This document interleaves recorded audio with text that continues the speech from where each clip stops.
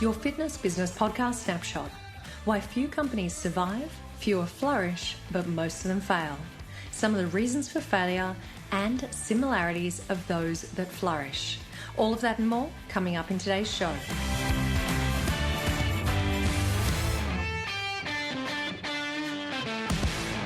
Welcome to the industry's leading business podcast for fitness owners and managers. We'd like to thank this month's premier podcast partner, Team Rockstar Fit.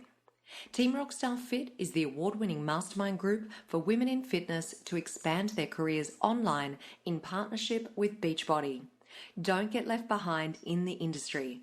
Get support, get online, and get ahead. Visit teamrockstarfit.com to schedule your free strategy session.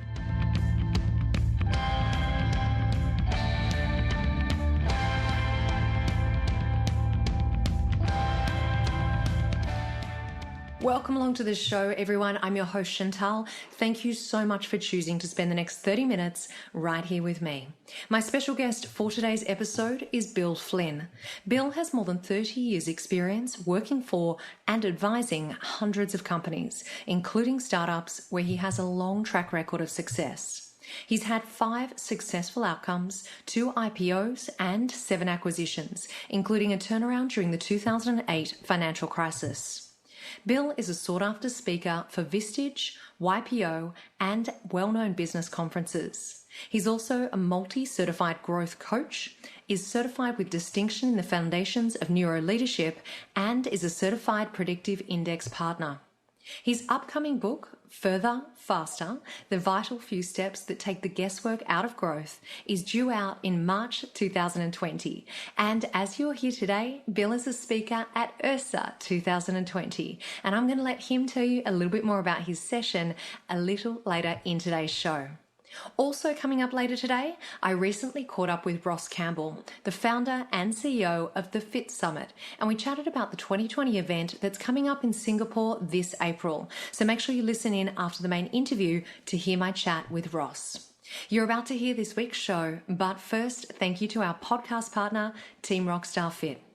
Team Rockstar Fit is an award-winning mastermind team that helps fit pros lead happy and balanced lives. Get mentoring and support. Learn how to grow your business online with Beachbody. Apply for a free consultation today. Just go to teamrockstarfit.com.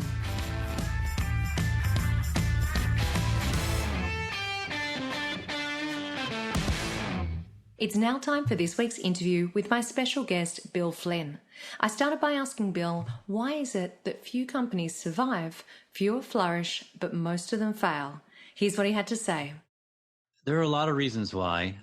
It's interesting because about 300 million people try to start a business every single year across the world.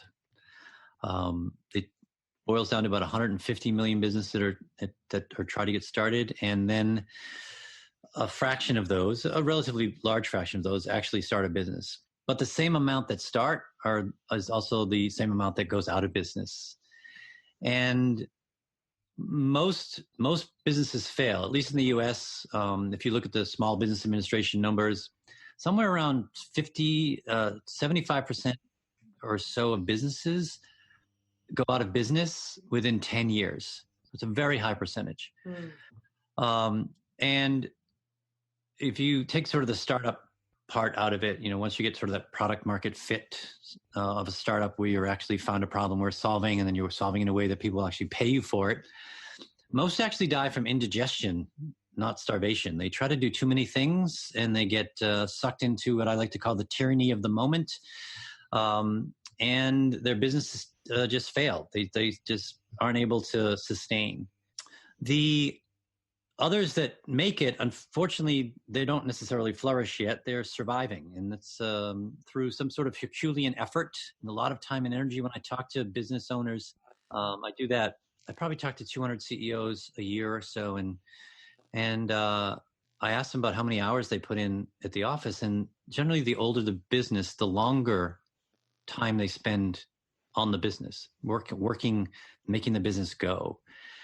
Which is too bad, because you hope when you start a business that eventually, once you get it going, you get to do other things. And it's almost always the opposite, where the bigger you are, the more time you have to spend doing it. And then lastly, the ones that flourish is they don't get into that sort of that sucked into that siren song and that tyranny of the moment. And they realize that their true job is to predict the future growth of the business, not actually run the business. Their job is to teach other people how to run the business and to fire themselves from the day to day. So they have more time thinking about where are we going and how do we do that? So that's generally what I've seen in, as I said, about 30 years or so of studying business. That's what happens a lot. And it's just too bad because it's not necessary. Bill, that was such a fantastic overview of survive, flourish, and fail. And I'd like to dive into that fail part a little bit more, just so that we can get a really great understanding of that area. So can you give us a few more reasons of why a business might fail? And perhaps you can cite an example that we might recognize of a well-known business that has gone through that failure. Sure. Unfortunately, there are lots of them. But at a high level, there are three things that people do really well. One is around people and really more about teams. They're really good about understanding that most work gets done by a team. It's very rare that it's an individual that's sort of doing all the work, especially as companies grow.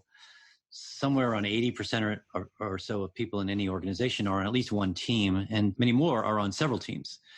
So that's really important, really understanding the team aspect, how to teach people to be team leaders, those types of things. We don't do that very well. We just assume people know how to run a team, and that doesn't really work very well, and that can be a big problem. We do focus a lot on culture, and everyone's like, oh, culture is very big, and I absolutely agree that culture is big, but I think I mentioned in our Pre-Core Fire 5, there's a book called 9 Lives About Work, and one of the things I talk about in that book is that people join a company, but they stay at a company because they're on a really good team. And sometimes people will also leave a really good culture if they're on a really crappy team. So team is really, really important, understanding that. The next is you got to have a really good strategy and an execution of that strategy. And that's really a system. And that's what I teach my clients a lot, sort of systematically run their business. And then lastly, which I think most people really understand, is execution. And that's really about accountability, clarity, all those types of things. And the example I think that a lot of listeners will understand, it's been a while, but I think we all know the name, is a company called Blockbuster Video, who in essence just grew so super fast here. And were the darling of their industry, and everyone had their Blockbuster card, and we all did that thing. And then all of a sudden they just went away. And what happened? And it was because they didn't really look out into the future, and really, or at least didn't believe the future. Because if you read some of the stories about Blockbuster, they actually were talking about doing a Netflix-like of thing, but their concern was that they would ruin the cash cow. And by protecting what they already had, they eventually lost it. And that's really probably a lot about strategy right there, is they just really didn't think enough out in the future and really didn't see where things were going. And then, of course, I think the last Blockbuster closed, I think last year or the year before last. I mean, it took a while, but there's no longer a Blockbuster on the planet. It's pretty amazing. Yeah, you know what? I think that's such a great example, because I think it's one that most of us are pretty familiar with, having seen that brand come and go right across the world. As far as I know, we certainly had it here in Australia as well. So, Bill, now that we have a better understanding of some of those common failure characteristics, let's talk about the flip side. So let's have a look at some similarities for businesses that flourish. Can you share some examples in that area for us? Yeah, I always like to talk about two things. One is I am a big fan of a gentleman by the name of Alan Mulally, who most people don't really know who he is. Even when I get talked to CEOs and I ask who knows Alan Mulally, a very small set of people know who he is. And in my opinion, he is the best CEO we've had anywhere on the planet in a century. And why do I say that? Alan Mulally was an aeronautics engineer, and he started working at Boeing in his 20s, and he was there until he left to go and run Ford. But he took over North America for Boeing And they were in a really tough time. Airbus, which is a French company, which is supported by the French government, was really starting to get more orders, and Boeing was in a bit of trouble. And he got them out of that trouble and succeeding right in the middle of 9/11, which is basically an existential crisis for a business that's in the airline industry, because planes weren't flying and people weren't flying as much, et cetera. So he did it then. And then he was asked by Bill Ford to do the same exact thing at Ford, which he did right in the middle of 2008. Again, he went in, and it was better when they came out of 2008 than when they went in. And most people don't know who this guy is. We talk about Steve Jobs and Jeff Bezos, Bill Gates, Warren Buffett, all these great names. None of them have solved two problems that would be existential crises within 20 years and made the business better going out than it went in. I just think that's phenomenal. And what he did is he really focused on the things that we talked about in my book. There's a great book that was written that tells the whole story about how he turned around Ford. It's called American Icon. And he said, I need to figure out how to tell my board what I'm going to do, and I'm going to take over, because he needed to get them to back him and back his plan. And so he said, I needed to boil it down to really some simple things. And he came up with 4 things. And one was, we need to work together effectively as one team, which is a team, right? People. We have to aggressively we have to accelerate development of new products our customers want and value, which is about strategy. Aggressively restructure to operate profitably at the current demand and changing model mix, which is execution. And you need to have those things work together. And last, he said, we need to finance our plan and improve our balance sheet. And that's about cash. And that's what my book's about. And this guy, again, I think he's the best CEO we've had in a year, does exactly what I write about in my book. And he's been super successful. He's retired now, and now he makes like hundreds of thousands of dollars an hour speaking to folks. But he's a tremendous example. And the second example I have is one that most people are surprised a bit. And the best U.S. company in terms of the public market in the last 50 years is Southwest Airlines. And Southwest Airlines, it's an oddity, because Southwest Airlines is one of the best performing companies, or the best performing company on the entire stock market, in an industry which is arguably one of the worst run industries as an industry. Mm-hmm. They're constantly asking for money. They're constantly trying to go out of business, or they get money. Yet they've been profitable for 48 straight years. Every quarter, never missed a quarter. And why is that? Is because they do a few things really well. And they have a wonderful strategy. It's 2 words. It's wheels up. And that tells you everything you need to know. They know that in order to succeed in their business, they need to get planes in the air. And they put us through a lot of stuff to do that. They don't let you pick your seat. You have to sort of stand on the cattle line. You don't get really any food, all those things. But they do that because they can turn a plane around, and they have more. They turn a plane around really quickly. They have more planes in the air than any other airline, for 2 hours more every day. And every time the plane goes in the air, they make money. So it's amazing when you simplify your business, how you can flourish. Really long-standing businesses that have lasted a long time are really simple. Even Apple is a really simple business. They have lots of different things that they do. But if you understand who they are, this all comes from Steve Jobs. It was about simplified design and excellent user experience. And they applied that to everything they do. The Mac, the iPod, the iPhone, iTunes, the watch. If you think about it, that's all they do over and over again. They do the same thing, and they just apply it to a different area. But it's a real simple thing they do, and they just do it really well. Bill, I love those 3 kind of different examples. And in my head at the moment, the words that have really stayed with me from your explanation there was that wheels up, because to me that it really captures just the simplicity of what it is that they're trying to achieve. So thank you for sharing those 3 different examples with us when it comes to similarities of businesses that really flourish. So I want to move on now to talk about leadership within the business. In your experience and in your opinion, Bill, what would you say the main job is of the leader of the business? There are lots of studies that have been done, and when people are asked, what do you want from your leader? 2 things always come to the top. They want to know whatever you tell them, is true. They know sometimes you can't tell them everything, but they want to know whatever comes out of your mouth is true. And that's a trust thing, right? Trust is really huge in business. It's, money is all about trust. And what happens is if you aren't truthful with them and they find out and they think you're spinning something or you're just out and out lying to them, then it's really hard to get that back. There's a really great saying that I love saying is that trust arrives on foot and leaves in a Ferrari. So you can't lose that because it takes so long to get it back. And the next thing they want to know is, where are we going? Where are we headed? Leaders, the reason you're called a leader is because you have followers. And in order for them to follow you, they kind of want to know, where are you taking us? And unfortunately, what happens a lot with a lot of leaders is they know where they're going, but they don't tell anyone. They don't tell them in such a clear enough way that they get it. And so people, get disengaged, or they start doing things that sort of pull them in different directions because they're not really sure where they're going.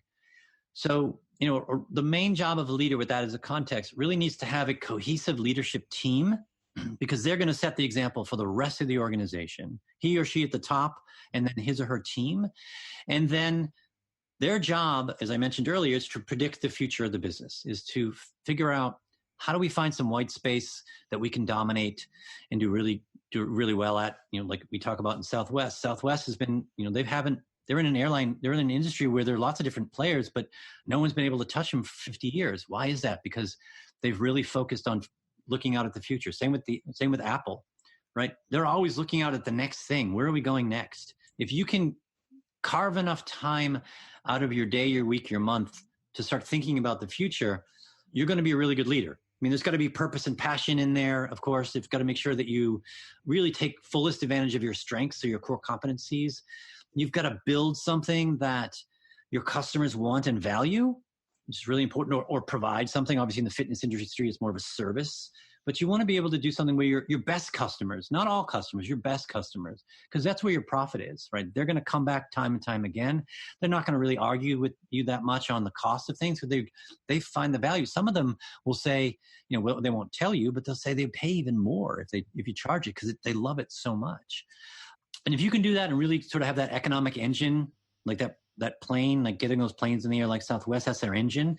If you can tie those things together, your business is one that will flourish. It's such a great overview. So, Bill, I just want to summarize all of that, because we have had a look at various reasons that businesses fail. We've had a look at the similarities of those that flourish, and we've now identified the main job of the leader. So if we take all of that information into account, what would you say, or what advice would you give the FBP family out there as to how they can use that information to really benefit their own businesses?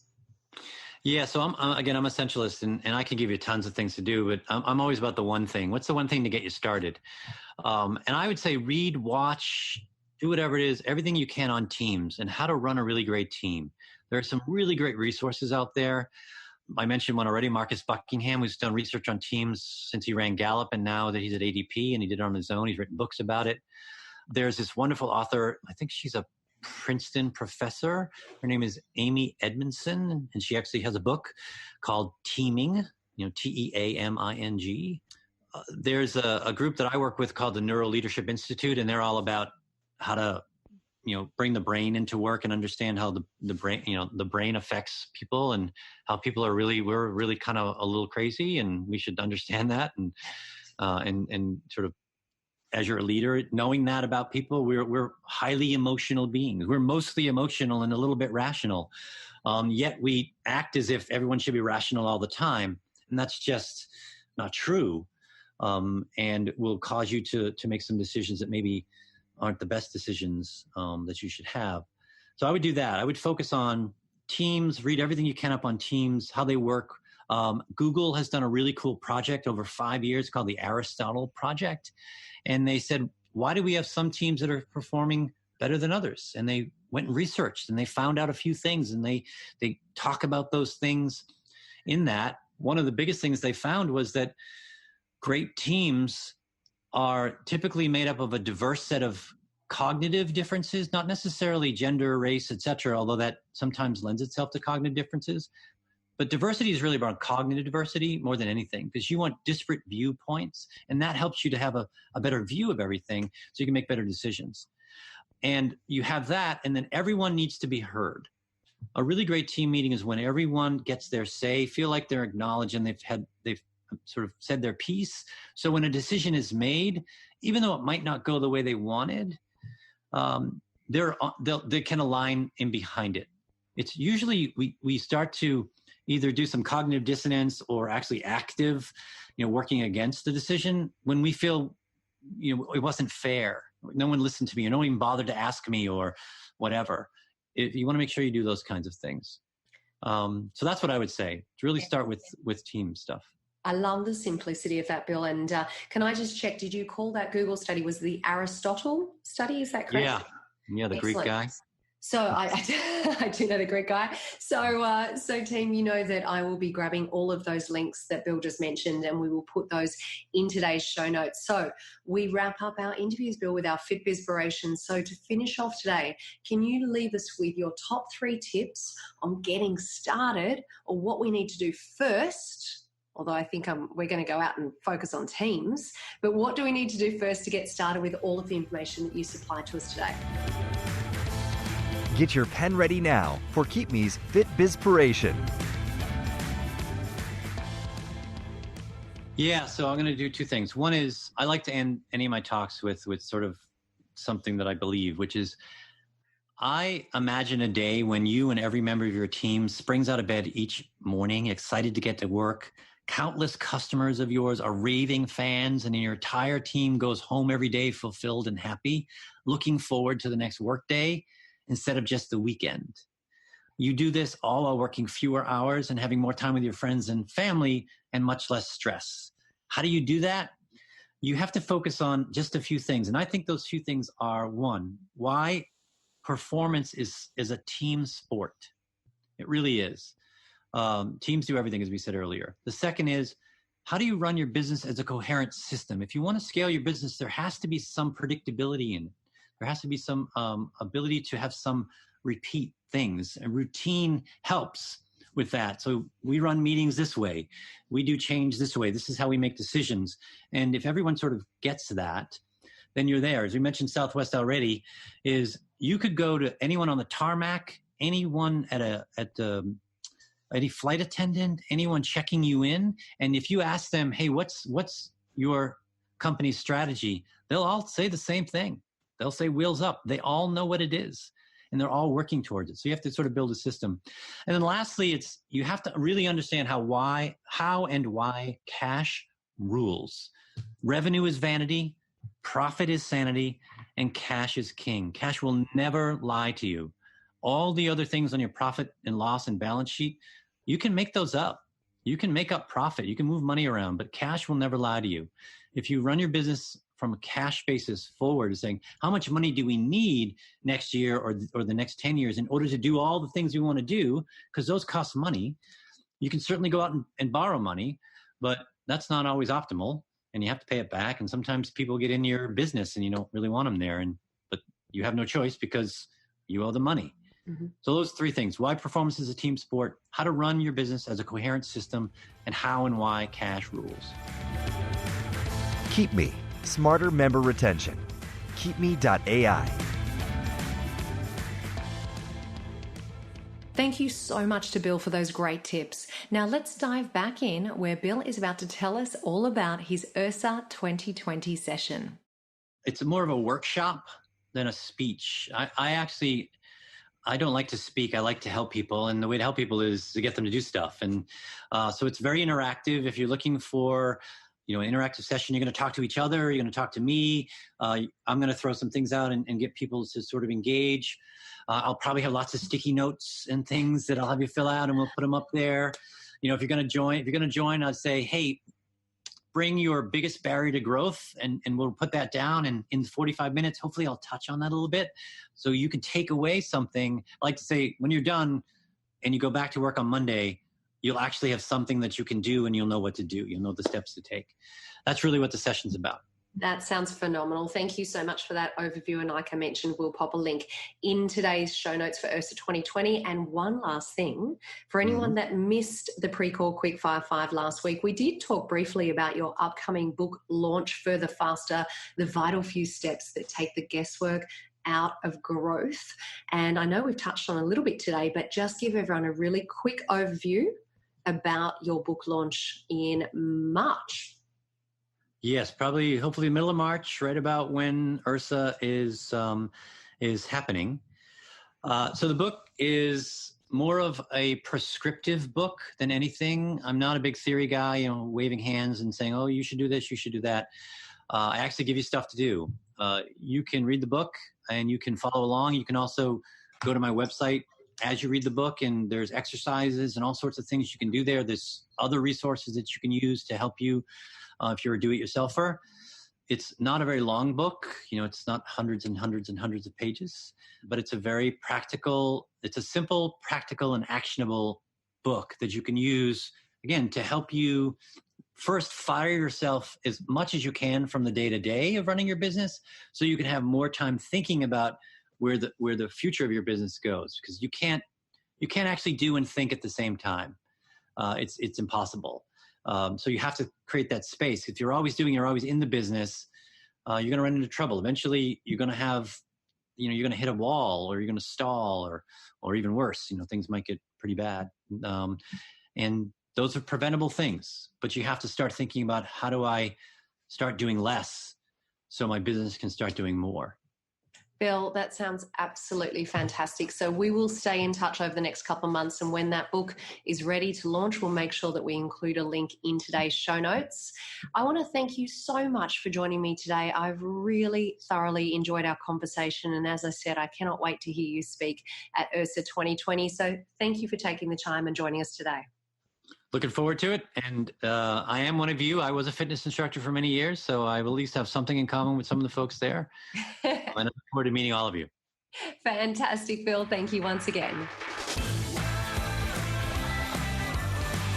Thank you once again to Bill. Now here's a message from our podcast partner, Pre-Core. Tribe, if you haven't explored a functional training space for your gym, then now is the time. With Queenex Functional Training by Pre-Core, there is a unit to fit every space. Plus, education is included to ensure that training is delivered with confidence. You need to jump online and check this out right now. Go to precore.com/fitness business podcast. As mentioned at the start of the show, I recently caught up with Ross Campbell, the founder and CEO of the Fit Summit. Take a listen. Ross, welcome along. I'm absolutely thrilled that you're joining us on the show today. Thanks, Chantel. Great to be here, and many thanks for the invitation. Now, you are the founder and the CEO of Fit Summit. So tell us all about the event. Yeah, so Fit Summit is a business-to-business conference. We crisscross over 4 key pillars: fitness, wellness, corporate wellness, and last but not least, hospitality. And it's a gathering of managers and investors and business owners, and we come to talk about the business of fitness and wellness in Asia Pacific. Who do you generally recommend should take part? Who should attend Fit Summit 2020? Great question. We orchestrate the conference around what we would call the buy side. So whether you are a gym owner, a health club owner, a hotel, resort, spa owner, a member club owner, these are the core of our delegate base and our speaker faculty. Around those, we then bring in the most influential technology companies, the most influential executives from nutrition companies, manufacturers, distributors, and also themselves, the business community. So people like JT and yourself, for example, the most recognized advisors to this sector. Yeah, look, we welcome all partners. Anyone that has an invested interest in the business of this market, that's who we're targeting. Now, for anyone that hasn't attended before or hasn't had a chance to have a look at the website just yet, give us a little bit of an insight into some of the topics and the themes that you'll be covering this year. Absolutely. We tend to talk solely towards the business dynamics of the sector. Now, whether that is emerging business trends rather than consumer trends, we would talk about what industry trends are affecting the actual business owners themselves. We'll talk about collaboration, and how businesses are partnering with each other to establish more industry growth. We'll look at some of the new frontiers in corporate wellness and what some of the corporates are investing in when it comes to both infrastructure and, of course, fitness classes and platforms themselves. We'll look also at emerging technology trends and whether that is in software or hardware, artificial intelligence. We'll look at where investors are actually seeing the opportunities in the marketplace and whether that is in bricks and mortar, whether that is also in technology and equipment or platforms. And then last but not least, we'll look at the facilities and how the clubs and the new hotels and spas, how are they orchestrating their real estate in order to maximize the experience of future consumers. So there's lots of interesting topics there if you are either a tech company or a gym or a business owner, to understand where people are really putting capital and where are they actually trying to deploy their resource and their time and energy to create new experiences. And those new experiences, we believe, will create more consumer demand. Absolutely. Fantastic overview. So let's dive into the real detail about this year's event. So tell us the dates of this year's event, the location, and where people should go to register. The main event runs over the 14th to the 16th of April in Singapore. We take over the Raffles City Convention Centre. It's mostly a 2-day event with an icebreaker reception. We have a large awards dinner, and there'll be in total 1,000 from across the world coming to meet and greet. So look, a great place to come. In terms of how you register, simply just visit our website, befitsummit.com, all one word, and you'll see straight away information on our event, and we look forward to welcoming you to Singapore. That sounds phenomenal. Nice and easy, thefitsummit.com. And I've got to say, I was taking a look at the agenda yesterday, and you've got people in day one lineup like Philip Mills, Greg Oliver, Emma Barry. I mean, just phenomenal lineup of speakers and topics. So congratulations on the great lineup you've got for 2020, Ross. I encourage everyone to jump onto that website. We'll put the link right below here or in the show notes at fitnessbusinesspodcast.com. Ross, thank you for joining me today. Thank you, Chantel. Look forward to seeing you in 2020 and keep up the great work. Thank you. Precore Quickfire 5. FBP family, we don't have a Quickfire 5 segment this week because next week's special guest is none other than URSA keynote speaker Scott Stratton. And between you and me, I'm only just interviewing Scott a few days before we release this episode. So I promise to include his quickfire questions at the start of his main interview next week. Make sure you tune in and take a listen. Thank you once again to Ross for telling us all about the Fit Summit 2020. Now here's a message from our friends at Gym Sales. Gym Sales allows you to plan, implement and monitor a proactive sales strategy that's automated and uniform.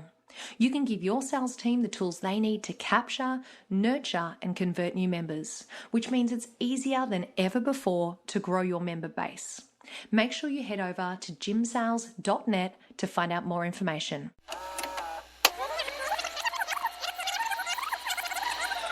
Now, given that we have just heard from a 2020 URSA speaker, I thought it would be particularly fitting for this Rewind segment to feature the chairman of URSA himself, Jason Reinhardt.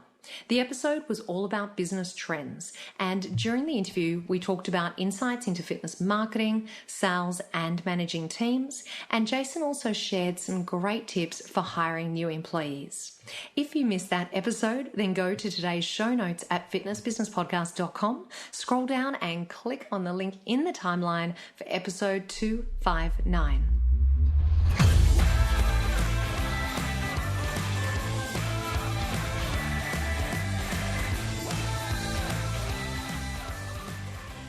On Thursday, March the 19th, 2020, you'll have the opportunity to join friends and colleagues at the annual FBP Family Meetup at URSA 2020. Starting from the lobby of the Convention Centre at 6:30 a.m, we walk and we talk for 60 minutes, sharing experience, ideas and stories. Everyone from the FBP family is invited, and we would love for you to join us on the day. We'd also love to know who's coming, so do not Waste any time, don't muck around, jump on over to fitnessbusinesspodcast.com, go to the top of the page and click on the tab called Meetup.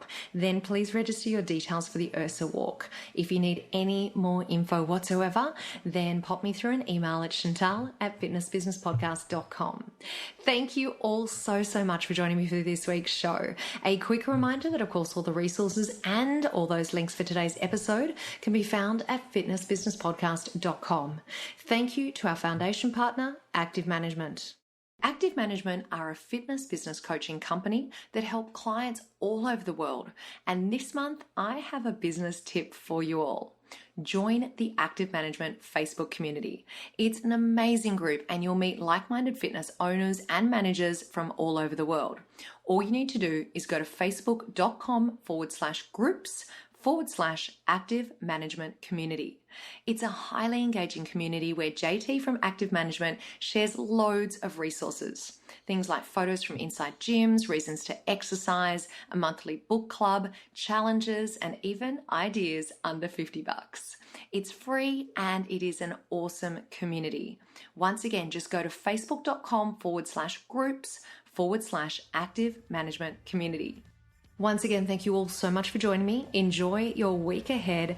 And remember, what you leave behind is not what's engraved in stone monuments, but what is woven into the lives of others.